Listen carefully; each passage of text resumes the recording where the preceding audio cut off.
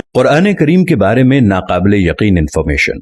कुरान हकीम का दावा है कि इसमें कोई बातिल बात दाखिल नहीं हो सकती, इसलिए कि कुरान हकीम का एक एक हर्फ इतनी जबरदस्त कैलकुलेशन और इस हिसाबो किताब के साथ अपनी जगह पर फिट है कि इसे थोड़ा सा इधर उधर करने से सारी इंफॉर्मेशन दरहम बरहम हो जाती है।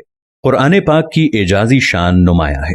इतनी बड़ी किताबें, इतनी बारीक कैलकुलेशन का कोई राइटर तसव्वुर ही नहीं कर सकता। चंद अल्फाज बतौर नमूना है, वरना कुरान का हर लफ्ज जितनी मर्तबा इस्तेमाल हुआ है वो तादाद और उसका पूरा बैकग्राउंड अपनी जगह खुद इल्म इरफान का एक वसी जहान है।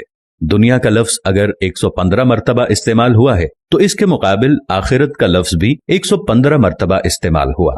शयातीनो मलाइका 88 मर्तबा इस्तेमाल हुआ।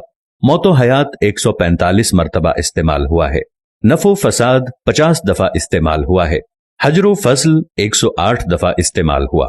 कुफ्रो ईमान 25 मर्तबा इस्तेमाल हुआ है। शहर 12 मर्तबा इस्तेमाल हुआ है, जो कि शहर का मतलब महीना और साल में 12 महीने होते हैं। और यौम का लफ्ज 360 मर्तबा इस्तेमाल हुआ है। इतनी बड़ी किताब में इस अददी मुनासबत का ख्याल रखना किसी भी इंसान मुसन्निफ के बस की बात नहीं है। मगर बात यहीं खत्म नहीं होती।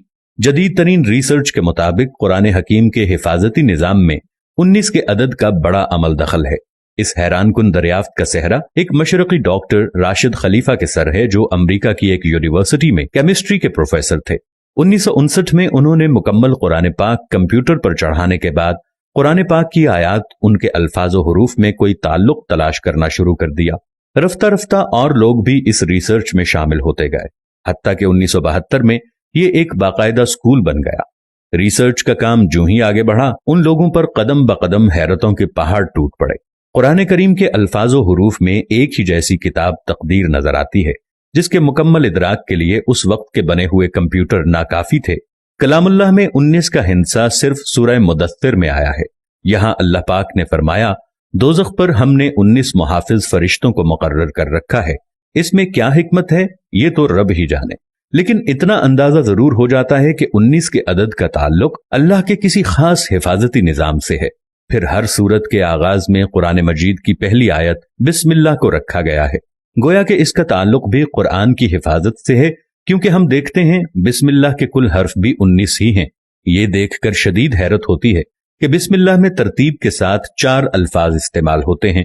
इनके बारे में रिसर्च की तो मालूम हुआ कि ये इस्म पूरे कुरान में 19 मर्तबा इस्तेमाल हुआ है।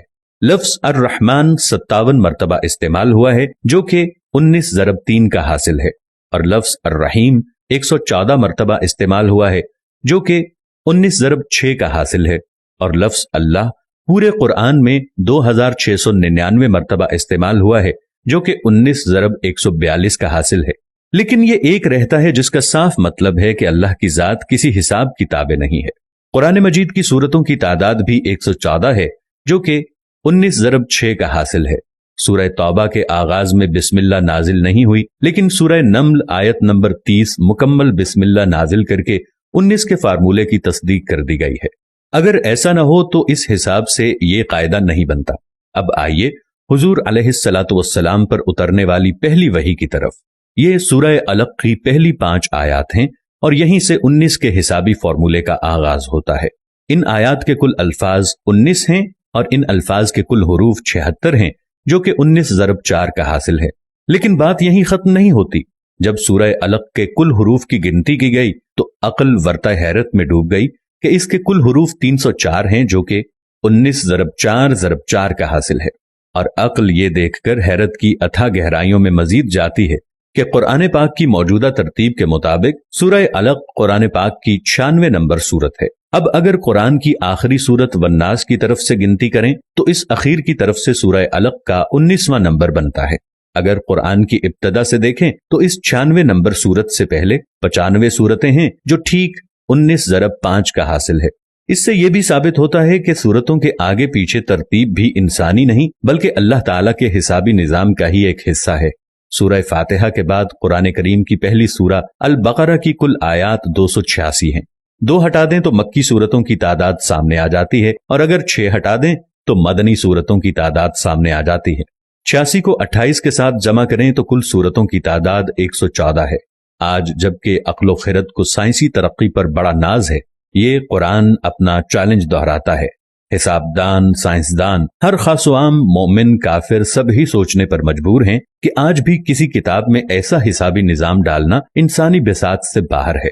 طاقتور کمپیوٹر کی مدد سے بھی اس جیسے حسابی نظام کے مطابق ہر چیز کی غلطیوں سے پاک کسی کتاب کی تشریح ناممکن ہوگی، لیکن 1400 سال پہلے تو اس کا تصور ہی محال ہے۔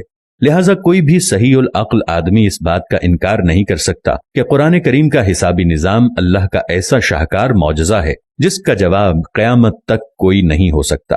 دوستو، چلتے چلتے ہمیشہ کی طرح وہی ایک آخری بات عرض کرتا چلوں کہ اگر کبھی کوئی ویڈیو، قول، واقعہ، کہانی یا تحریر وغیرہ اچھی لگے تو مطالعے کے بعد مزید تھوڑی سی زحمت فرما کر یا دیکھنے کے بعد اپنے دوستوں سے بھی شیئر کر لیا کیجیے۔ یقین کیجیے کہ اس میں بمشکل آپ کا ایک لمحہ صرف ہوگا، لیکن ہو سکتا ہے کہ اس ایک لمحے کی اٹھائی ہوئی تکلیف سے آپ کی شیئر کردہ تحریر یا ویڈیو ہزاروں لوگوں کے لیے سبق آموز ثابت ہو۔ پیارا اسلام کی ٹیم کو اجازت دیجیے، پھر کسی نئے موضوع کے ساتھ حاضر ہوں گے۔ تب تک کے لیے السلام علیکم ورحمۃ اللہ وبرکاتہ۔